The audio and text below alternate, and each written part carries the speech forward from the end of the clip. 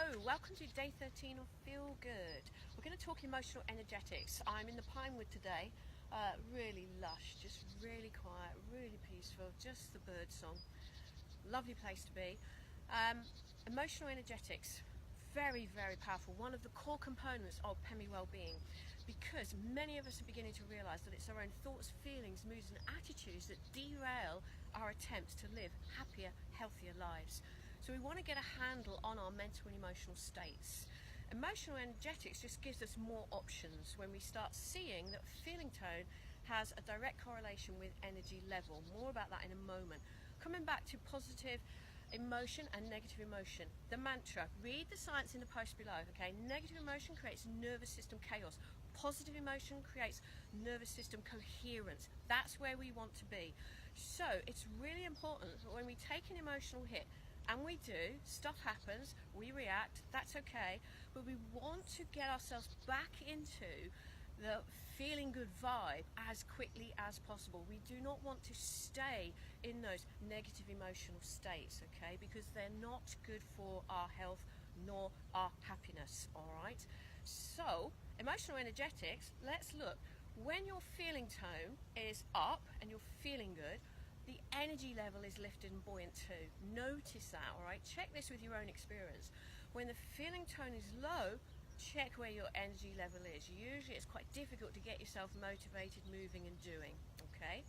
So when we start looking at emotional energetics, we're giving ourselves more options. We're giving ourselves more choices, more ways, if you like, of moving ourselves into more empowering states. And that's why we want to work with this. Let's look at it in terms of how to regulate, all right, those mental and emotional states. Options. Let's start with mind-on-mind approaches. So you've got CBT, cognitive behavior therapy. This is taking a negative thought and changing it into a positive thought. Meditation, mind-on-mind again. This is where you're actually disengaging from monkey mind altogether. You're moving beyond thought, okay, by choosing an anchor and just focusing the mind on the anchor, like the breath or an image or sound, okay?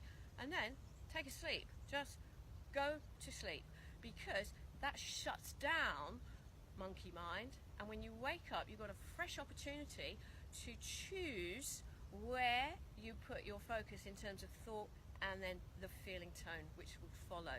Thought and feeling very closely interrelated, all right? But when you're feeling not so good, usually there's thought connected with it that is feeding that not so good feeling, okay? And what we want to do is more consistently choose positive thoughts that therefore feed good feelings.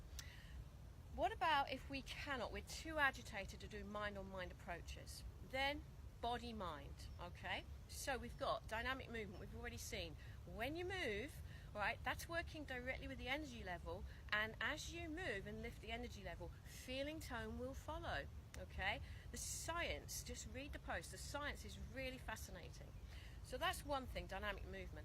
The other thing, next thing, do something that gives you a sense of mastery, gives you a sense of control. So go and clear out the garage, empty out the fridge, clean a room, clear a cupboard, something that just gives you a feeling that you've got a little bit of control and you're getting back in control, okay? Social engagement, this is very powerful, okay, because then we're talking about the love hormone. That's going to feel really good.